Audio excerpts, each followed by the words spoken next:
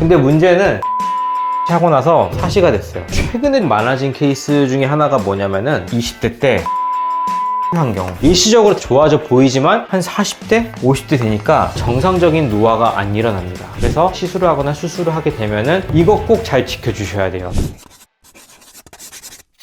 원장님, 혹시 환자분들 중에서 예전에 시술이나 수술을 받았던 부위가 나이가 들면서 어색해지거나 이상해졌다고 하는 분들이 계시나요? 좀 있죠. 예를 들면요, 최근에 많아진 케이스 중에 하나가 뭐냐면은 미니거상 같은 경우에 피부만 당겨가지고 꾸며주는 거예요. 근데 문제는 이 미니거상은 피부만 당기는 거거든요. 근데 우리가 나이가 들 때는 피부만 늙는 게 아니고 피부, 지방, 근막, 뼈, 근육 전반적으로 다 늙잖아요. 그런 해부학적인 구조물들을 계산하지 않고 피부만 당기니까 점점 나이가 들수록 어색해지는 거예요. 효과도 금방 떨어지고. 왜냐하면 다른 거는 이미 늙어있는데 피부만 당긴 거니까 그런 부분들이 어색해지는 거죠. 그래서 이거는 사실 오랜 기간이 지나지도 않은데도 어색해지는 케이스죠. 근데 오랜 기간 동안 어색해지는 케이스도 있어요. 어떤 거냐면은 20대 때 얼굴 지방 흡입한 경우, 우리가 20대 때는 젖살이라고 하잖아요. 근데 그게 싫은 거예요. 나는 빨리 윤곽을 탁 잡고 싶어 라고 해가지고 20대 때 지방 흡입을 한 거죠. 근데 나중에 이게 자연적으로 지방이 빠지잖아요. 한 40대, 50대 되니까 지방 흡입 부위가 더 어색하게 빠지는 거예요. 예를 들면 천천히 이렇게 내려와야 되는데 갑자기 이렇게 내려오다가 여기만 훅 들어가는 거예요. 그래서 어색해지게 훅 들어가는 느낌이 돼가지고 오는 경우들이 왕왕 있어요. 이건 근데 무조건 다 그런 건 아니에요. 이 지방이 빠질 거를 어느 정도 예측을 해가지고 빼시는 경우가 있는데, 근데 이제 과도하게 제거를 하게 되는 경우에는 이런 부분들이 생기죠. 그리고 요즘에 유튜브 보시면은 많이 보시는 거 있을 거예요. 사시. 눈밑 지방 재배치하고 나서 이쪽은 눈을 뜨고 있는데 이쪽은 눈이 이렇게 올라가 있어요. 그래서 사시가 됐어요. 그렇게 되는 경우에 회복이 안 되는 거예요. 영구히. 그래서 사시를 왜 설명을 드리냐면은 수술을 할 때 자연적인 노화의 현상을 막지 않는 것도 되게 중요해요. 요즘에 막 중국 영상 보면 이렇게까지 최대한 당겨놓은 게 있거든요. 근데 그것도 사실은 좋진 않아요. 왜냐면은 우리가 어차피 노화를 막을 수는 없어요. 근데 이렇게 100%다 당겨버리게 되면요, 노화할 수 있는 공간까지 얘가 먹어버리는 거거든요. 그러면은 정상적인 노화가 안 일어납니다. 근데서 거상을 할 때는 사람들이 조금 효과가 덜 느끼더라도 원장님들이 살짝 남겨놓는 이유가 뭐냐면은 자연적으로 노화할 수 있는 공간을 만들어 놓는 거예요. 그래야지 얼굴이 어색하게 안 늙어요. 그래서 이런 부분들은 얼굴의 해부학적인 구조물들이나 정상적인 노화의 과정을 생각을 안 하고 마구잡이로 수술을 하게 되면은 이렇게 되는 경우가 있어요. 요거는 필러도 이렇게 될 수 있어요. 제 필러는 무조건 좋다고 하지 않았잖아요. 그게 왜 그러냐면은 미국 연예인들 사례들을 보면 더 많은데, 우리가 나이가 들면 피부가 밑으로 처지잖아요. 그러면은 피부가 늘어나요. 왜냐면 탄력이 떨어지니까. 그러니까 피부의 탄력을 잡거나 수술을 하거나 복합적으로 잡아야 되는데, 그거 생각 안 하고 단순히 필러만 그냥 이빨에 넣는 거예요. 이렇게 쭈글쭈글한 풍선에 바람 쐬면 이렇게 평평해지죠. 근데 조금 더 쭈글쭈글해질 거 아니에요. 그러면 이거 팽팽하게 만들면 더 많이 넣어야 되죠. 점점 많이 넣는 거예요. 그러니까 얼굴이 점점 더 커지고 기괴하게 바뀌는 거예요. 그런 경우에는 잘못된 시술이 되는 거죠. 그럼 이 노화 같은 거를 예방을 하거나 해결을 할 때 접근 방식이 지금 당장만 보는 게 아니라 나중에 미래까지 계산해서 하는 게 되게 좋겠네요. 그쵸. 1년 살 거 아니잖아요. 저만 해도 지금 아직 반도 못 살았는데 아직 살 날이 더 많잖아요. 그러면은 얼굴의 변화를 생각하지 않고 무분별하게 시술을 하거나 수술을 하게 되면은 오히려 나중에 가서 후회할 수 있는 거죠. 그러면 원장님 말씀하신 것처럼 자연스럽게 노화를 예방하고 해결 방법에 대해서 오늘 알려주셨어요. 그럼요.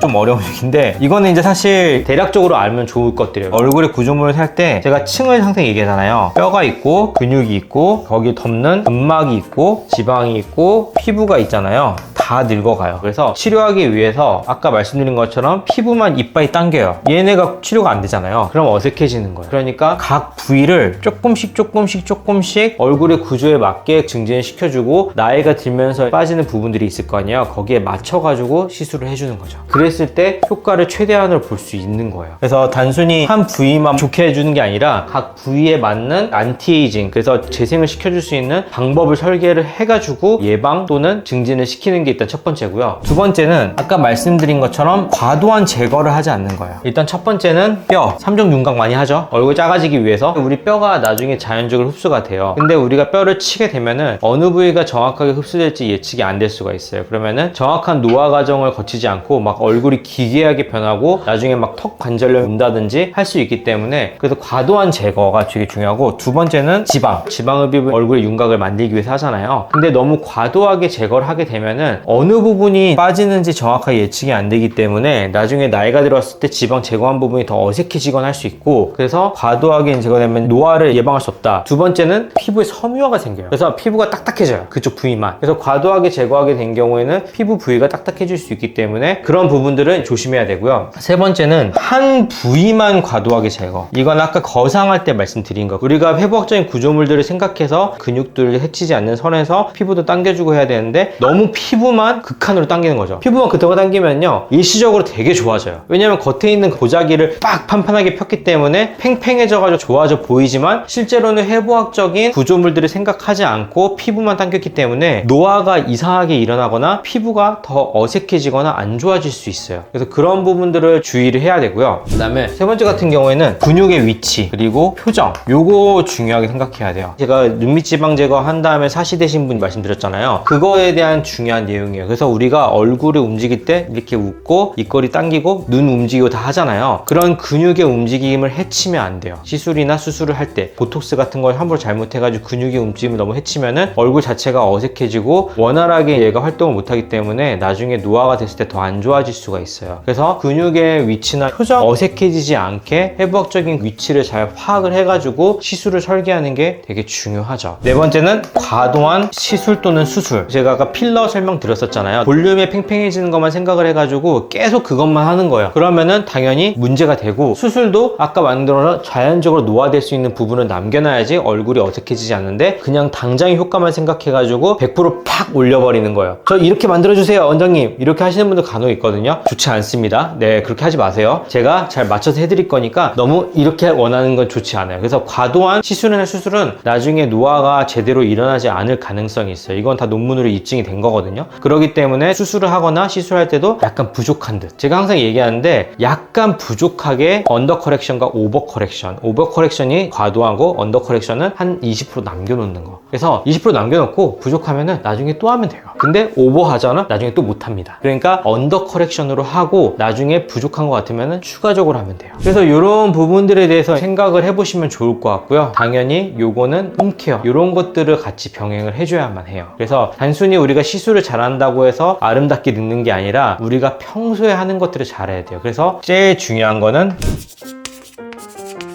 가보자. 제가 항상 가보자 하죠. 가볍게 세안, 그 다음에 보습, 자외선 차단, 요 세 가지 꼭 지켜주셔야 돼요. 이 세 가지가 안 지켜지는 게 제일 안 좋은 거고요. 사실 이거 제가 오늘은 조금 더 집중하고 싶어요. 왜 그러냐면은 요즘에 가끔 구독자분들이 병원에 오시거든요. 근데 제 거 유튜브 봤다가 오시는데 이거 아직 안 돼 있어요.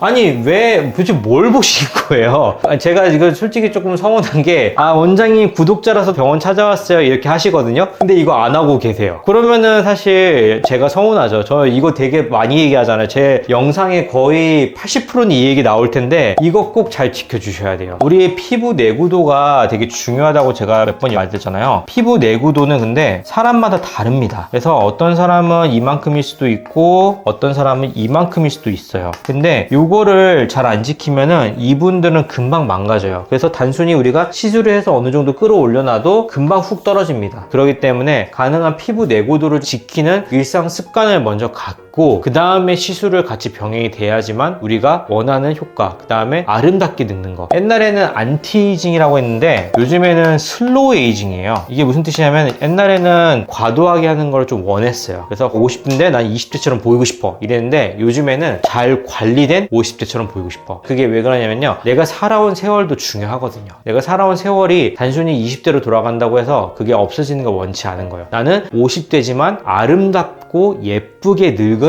50대이고 싶은 거예요. 그래서 요즘에는 슬로우 에이징이기 때문에 이 슬로우 에이징의 가장 중요한 거는 요 기본기가 돼야지만 슬로우 에이징으로 갈 수가 있고, 슬로우 에이징으로 가기 위해서는 아까 수술에 대한 부분을 꼭 유념을 해주시고 기본기를 잘 지키자, 이런 거를 생각해 주시면 좋을 것 같고요. 그 다음에 여기서 한 가지만 더 추가를 하자면은, 제가 근육과 표정의 움직임에 대해서 말씀을 드렸잖아요. 근데 우리가 근육이 어디든 과도하면 안 좋아요. 근데 사람마다 표정 근육이 다 달라요. 어떤 분은 되게 잘 웃는 분들이 있어요. 잘 웃게 되면은 여기 주름이 잘 생기겠죠. 그리고 어떤 분들은 안 웃는 분들이 있어요. 그럼 여기가 발달을 안 하겠죠. 그리고 어떤 분들은 입이 이렇게 된 분들이 있어요. 여기가 너무 센 거죠. 그러면은 입이 밑으로 처지게 됐죠. 사람마다 근육의 힘과 표정의 위치가 다르기 때문에 근육의 힘과 위치에 따라 가지고 우리가 발전시켜야 될 근육과 발전시키지 말아야 될 근육을 좀 구분을 해가지고 얼굴 페이셜 PT라고 해가지고 얼굴 운동들을 해주면 도움이 되죠. 근데 여기 힘이 너무 세다 이렇게 문질러줘서 풀어줘요. 그 다음에 과도하게 막 웃는 분들 있잖아요. 그분들도 이렇게 풀어줘요. 그 다음에 잘 안 웃는 분들 있죠. 그러면 이걸 잡고 여기는 과도해지면 하니까